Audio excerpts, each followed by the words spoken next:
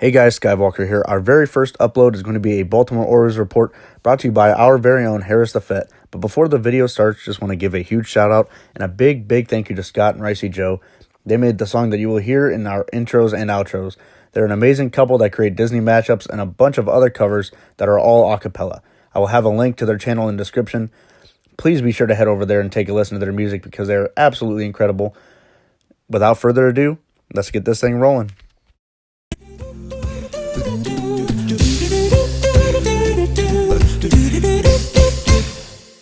I'm gonna be a mighty king, so enemies beware. Well, I ain't never seen a king of beasts with quite so little hair. I'm gonna be the main event, like no king was before. I'm brushing up, I'm looking down, I'm working on my roar. Thus far, a rather uninspiring thing. Oh, I just can't wait to be king. Alrighty, this is the Fett with your Baltimore Orioles preview. I just want to hit on a couple things this year before we start today, about 3 o'clock against the Twins. First thing I want to talk about is the pitching. Went out, got Andrew Cashner off the Rangers in free agency pretty much, and then we go sign a late edition of Mr. Cobb. Maybe overspent on Mr. Cobb, giving him, upwards of $60 million for a 4-year deal. In Tampa Bay, I don't really know if you check his stats. I mean, we could sit here and argue all day if it's justified or not. But the thing is, the Orioles needed another pitcher. They needed a fifth pitcher for the rotation. Obviously, with all the bats we have, mostly right-handed, we knew going in the offseason we needed to do something pitching-wise. And the Orioles management of Dan Duquette basically was awarded us as the fans with these two guys. So I'll give both signings together. The Orioles would probably get a C+ for off-season additions. They did go out and get Colby Ramos, and he's a left fielder. I believe he will be starting opening day, and they sent Austin Hayes down, which, give or take, maybe a little bit more seasoning before the season opens up and get him fully healthy before he comes up and, he continues to progress. Chase Sisco, a huge catching prospect that basically is our only saving grace of the franchise. When you think about Manny Machado leaving, I'm very excited to see what he can do this year, as he was in a limited role last year towards the end of the season, getting called up, and the Orioles were already tanking and finishing last pretty much in the division. By the way, the hardest division out of all baseball divisions is the AL East. Let's just get that out of the way too. So basically, the Orioles' two major pitching offseason acquisitions, and Cobb and Cashner, like I said, I would probably give them a C+. Were they the best dudes on the market? No. Could they have made runs at guys like Jake Arrieta and Darvish? Maybe, but until Angelos, the ownership group, decides to spend a little bit more money, we don't really know if we're ever going to get, money to throw at players. It seems to be that they're trying to home grow their talent. The prospects and their farm system has been in the tank for the last decade. Finally, in the last 2 to 3 years, we're starting to see it come out. They are keeping draft picks. They're not trading them away for has-beens like they've done in the past. I would say I am excited for this season. More excited than I have been in a while, because I'm interested to see what Manny Machado is going to do, as this is a contract year for him going into it. I don't know if he's going to be back in orange and black next year, but, obviously, as he is my favorite player on the team, I believe there's a chance we are in the running to sign him long-term. I think we need to whip out our pocketbooks maybe and throw mega millions at him, because if there's one guy that you want as a face of a franchise on this current roster, I believe it to be Manny Machado. The rest of the team, I got a lot of faith in Trey Mancini, who, of course, my biased opinion, should have probably been one of the higher AL rookies. Not really as well known throughout the league. He did kind of burst onto the scene last year. But then again, you had Aaron Judge and Andrew Benintendi, who destroyed as well in their rookie seasons. And, of course, when you play in this division, you are always going to be overshadowed in the media by anything New York or Boston. So, it's not new news to me that, he didn't get as much love from the writers and everything, but I am excited to see him to play some first base behind Chris Davis on his off days. Maybe Chris can slide over to the DH, maybe even put Chris back in a DH role. We'll just have to see how that goes. Now, catching, like I said, we got Cisco coming up, and Caleb Joseph. Caleb Joseph has shown that he is a decent defensive shortstop. He doesn't carry the big stick. Not many catchers do anymore. These are guys you want to rotate because, that's one of the hardest positions to play defensively. It's hard on your knees, as well as, you got to be comfortable with the whole pitching staff, and not to mention the bullpen, the closer, everybody like that. We're already at a setback in relations to Zach Clayton going to be out until July. Might not even come back till August, so who knows if he's going to be something we dangle at trade deadline, maybe to get a couple more prospects.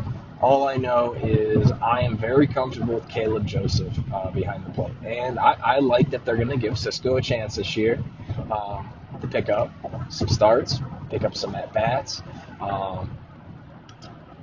And we're going to have to see how that goes. First base, which is going to be my boy Chris Davis, Crush.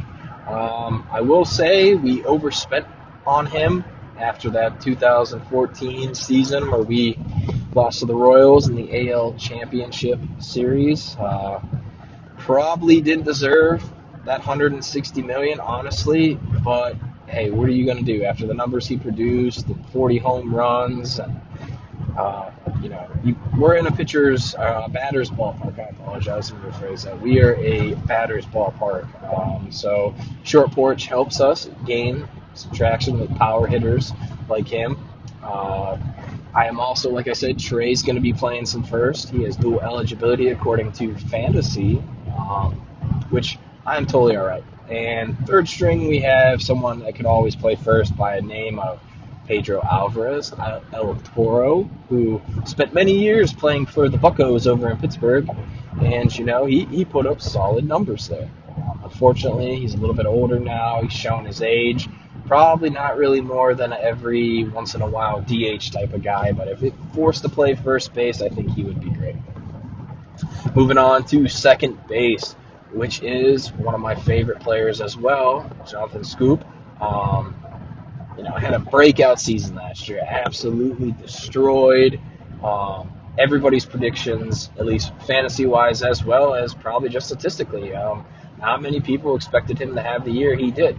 And, I hope he can reproduce that. The only problem is I am worried about giving that guy money in the current situation we are with Manny. Like, it's going to come to a crossroads because, you got to decide. I mean, they're best friends, they say.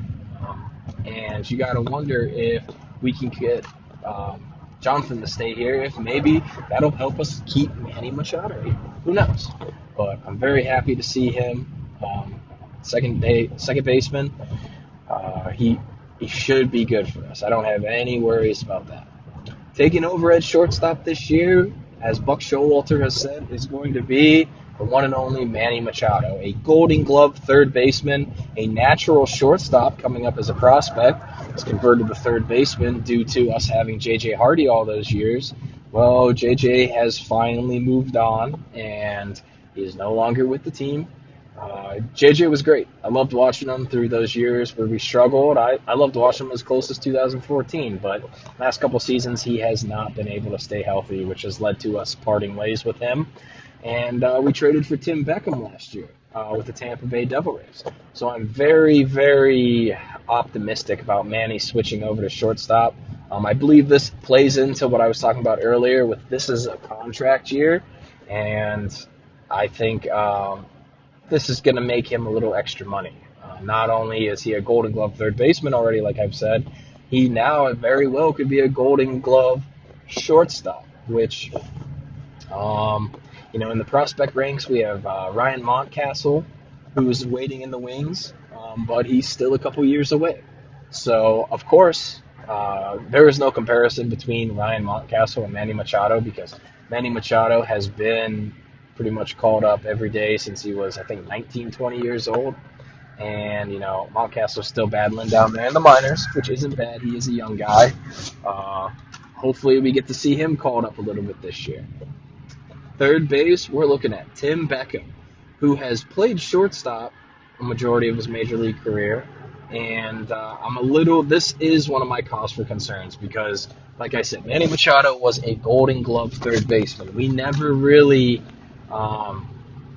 appreciated Manny as much as we probably will now seeing the switch, because there are going to be some instances where we say, hey, fuck, Manny would have made that play at third. He would have stopped that down the hot corner. And I think Tim's going to be all right. I think he's going to be a crucial part to our success this year. But I am still, like I said, very, very nervous to see the transition period.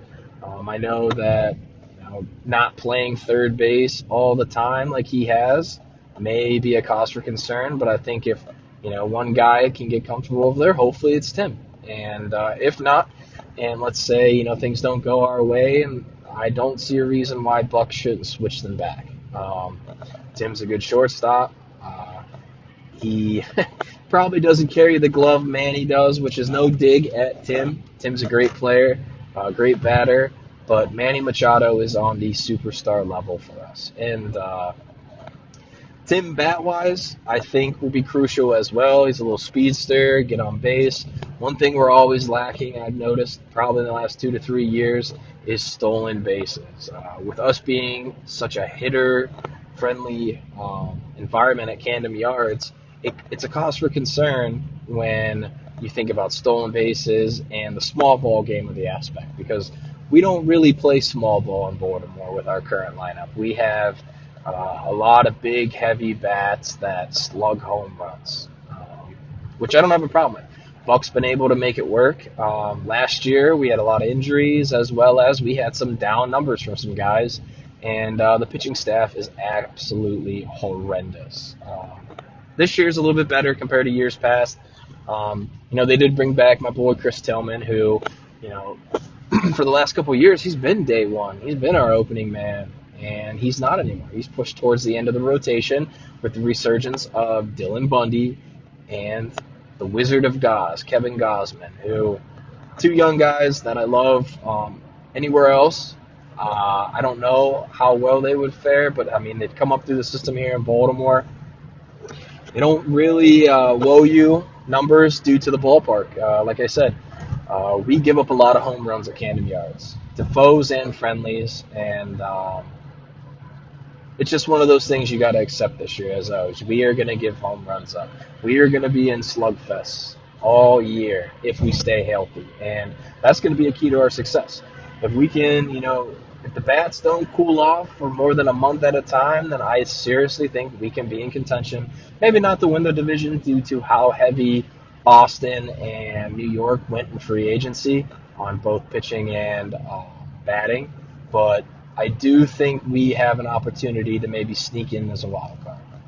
The outfield, my boy Adam Jones, yes, the vet, out there in center field doing his thing. Still one of the best defensive center fielders in the game. He also brings some pop up the bat. I don't have any worries about him this year. He is starting to get there in age as we creep on the other side of 30. A lot of people get nervous about that. I'm not. I think if he's got one more year to crank out some numbers, like I said, I'm very optimistic this year that the bats could rebound. We also have my boy, like I said earlier, Trey Mancini, who, he plays first, but he also can play left field for us, and that's going to be crucial. Trey's a great bat. He's not the greatest defensive left fielder, but he does fill a hole in the outfield and a need, and that need is left field. And Trey, last year, like I said, I was very kind of a homer statement on the opening portion of this talking about how he should have been more into the AL Rookie of the Year conversation than he was. But a lot has that have to do with, like I said, Boston and New York. It is going to be really tough to compete with people, especially in the All-Star game where everything's voted on by fans. You're not going to get the love. You're not going to get the credit from the writers and everybody. So you just got to keep doing your thing. And I do believe Trey will have a good year this year. Now, our other mysterious outfielder is someone we picked up, Colby Rasmussen. I've tracked this guy a little bit because of fantasy. I know he's kind of been a drifter. You know, he's been in Houston, been in Toronto, been here and there. He's a journeyman, but he is a solid veteran presence for the team. We have Austin Hayes down being demoted to AAA, who, you know, isn't a bad thing. We got to get him fully healthy, maybe get him warmed up, get him caught up to speed, and, you know, hopefully he'll be in the lineup. And hopefully we can use a platoon between left and right field and give people breaks throughout the season, because we know the bats are going to go cold. We know as well that the pitching isn't going to win us games, so it's going to be interesting to see the outfield play out this year. The pitching rotation, which is currently, you know, Dylan Bundy number 1, Kevin Gausman 2, Mr. Cobb number 3. He won't start off the season like that. Unfortunately, he didn't sign with us until late, so he's probably got to get some minor league work. Mr. Andrew Kashner, who we went out and signed, he's going to probably be our number 4. And then that 5th slot, Chris Tillman. Like I said, in the past, he has been up with us. He has been our ace, and unfortunately, he just doesn't have the velocity of the ball, and the speed of his fastball isn't there as much, so he's more of a crafty pitcher now. He's going to throw junk. He's going to throw some of his combo pitches at you, which the rotation 1 through 4 isn't as bad as it's really going to be out to be. I mean, I just honestly think if we can string together some wins, if we can, you know, make home field advantage at Camden, you know, play to our advantages, because not every team in the majors can play swing for the fences baseball. But, you know, as long as you're making contact with the ball, you have a chance, and that's what I'm worried about, because we don't have that fastball spitting guy. We have a lot of guys who have a combination of pitches, you know, not just fastball throwers. And I know throughout the league, that the fastball guys, they're going away because, you know, it's hard on your elbow, it's hard on your arm, it's hard on your shoulder. So, you know, guys are getting craftier. They're getting more pitches added to their arsenal. So hopefully the rotation will stick together without injury and we can continue bashing them like we always do, even though it's not always their fault. Like I said, a lot of people need to take in Camden Yards and the short porch into consideration. It is not an ideal place for a pitcher. You know, you look at Jake Arrieta, you know what I mean? He was in our minor league system, played with us up at the big leagues for a little bit, but he never really, you know, had the success like he had in Chicago. And Mr. Arrieta signed a big contract with the Phillies this year. I was really hoping we could throw money at him and bring him back, but that reunion did not happen as he's in Philadelphia. Now, the relief guys. Our closer to start the season off is going to be Brad Brock. He did solid last year. I don't got any complaints or worries with him. He is what he is. Normally, he's your setup man, but he's taken on the closer role pretty well. And I think that helps us with Zach Britton being out till July, and it opens up perhaps a trading outlet for us because, you know, we've seen the Orioles this offseason where there were shuffles about maybe trading Manny Machado, maybe trading Zach Britton, but we did not. We kept everybody intact, which I'm very happy we did. I did not want to see us trade Manny unless it was to the Indians for a boatload of prospects, because that's about the only team in the AL I wouldn't mind seeing him go to. And yeah, I live in Ohio, so that's probably why, and make everybody in Ohio happy, but the real reason is he'd get to play with his cousin, Yonder Alfonso. And I honestly believe that would be a good team up because Cleveland needs a third baseman. They got Frankie at shortstop, and Manny wants to win. So if we are going to end up trading Manny Machado, please, Dan Duquette, do not trade him to anybody in the division. Please do not give him to the Yankees. Please do not give him to the Red Sox or anybody else, for that matter, in the AL East. you want to ship him to Cleveland for a couple prospects? I'm okay with that. And the reason I'm okay with that is because Cleveland has an abundance of prospects. If you look in the top 100, I believe what I was looking at was they had 5 to 6 guys. Okay, not guys that are ready right now, but they have guys that are waiting in the wings right now. Okay, there's a logjam at shortstop for them in the minors. They also have a couple decent players, like, I wouldn't mind a Bobby Bradley or Tristan McKenzie to help out the pitching staff. But, hypothetically, this is all great and dandy, but, who knows really what the asking price was the Orioles were offering for Manny Machado and the Indians to make a deal happen. Also, in the back end of the relief guys, the bullpen, we do have one of our very own, well, not our very own, but he's been there a while, Mr. Darren O'Day.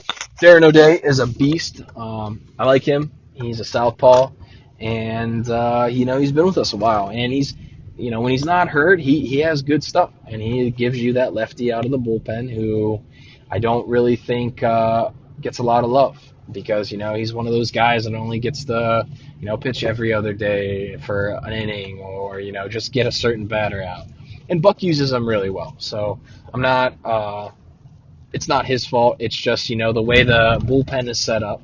I think we have a couple decent guys as well.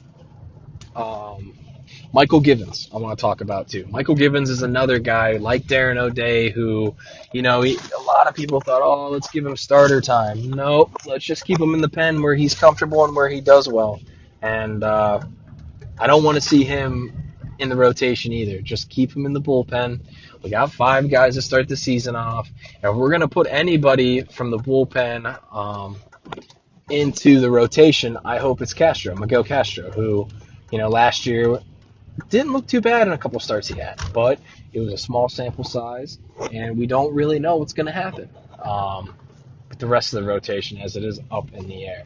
I don't really have much for who might be the 6th guy if we were to go to a 6-man rotation. I don't really know if I would want to see that. I'm hoping that 1 through 5 can stay healthy, and if you want to bring up some of your your prospect pitchers, maybe a DL Hall for if he does well in the minors, if you want to give him a start against, somebody like the Tigers, who are supposed to be horrible, or maybe even the Oakland A's. No, this is me talking preseason too. Today's game officially makes the season happen, so I won't know. This is all projections, fantasy, and my own analysis. Management. I am sick to death of everybody blaming our faults and our spending issues on ownership. It's not just that. You got to lay it at Dan Duquette too.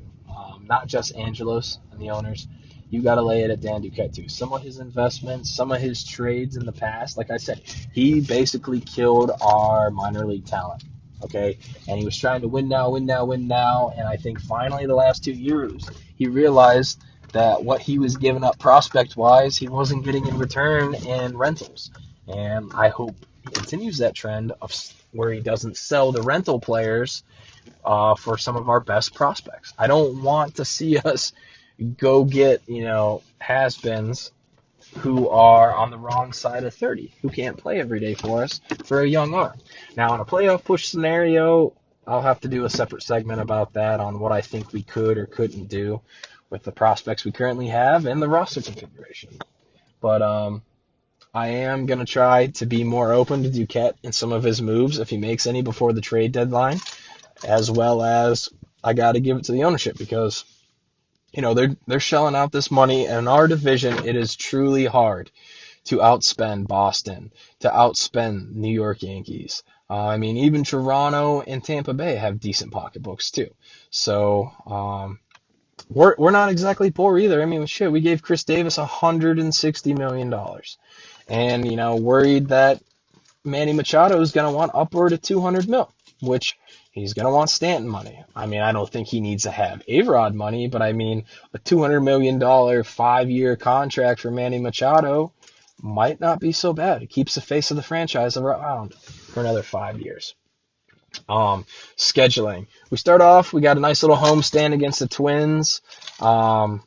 like I said, the division outlook shows Boston and New York projected to finish with the best records. I did see a couple projections where we're supposed to finish ahead of Tampa Bay, and maybe Toronto sinks to the basement. All I care about is climbing out of the basement, because when you're down there, there's only one way to go, and that's up, ladies and gentlemen. So hopefully this year, like I said, my predictions are we can win 80 to 90 games, but we are still going to be neck and hair behind the Yankees and the Red Sox, which I think will. If we don't get a wild card and we have a winning record, I'll still be happy. It's not a total failure. It's just the nature of the beast of the AL East, and that's one of those things you got to remember. This is not the AL Central where you have the rebuilding White Sox, the need to rebuild Royals, the should be rebuilding Tigers, and the up and coming Indians/Twins. So in that aspect, that's pretty much everything I wanted to cover in my first edition of this.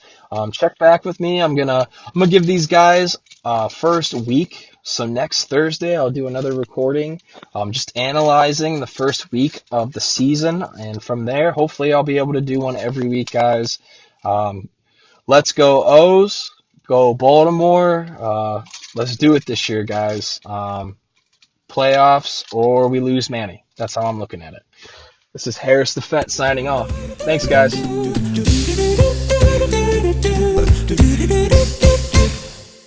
I'm gonna be a mighty king, so enemies beware. Well, I ain't never seen a king of beasts with quite so little hair. Gonna be the main event, like no king was before. I'm brushing up, I'm looking down, I'm working on my roar. Thus far, a rather uninspiring thing. Oh, I just can't wait.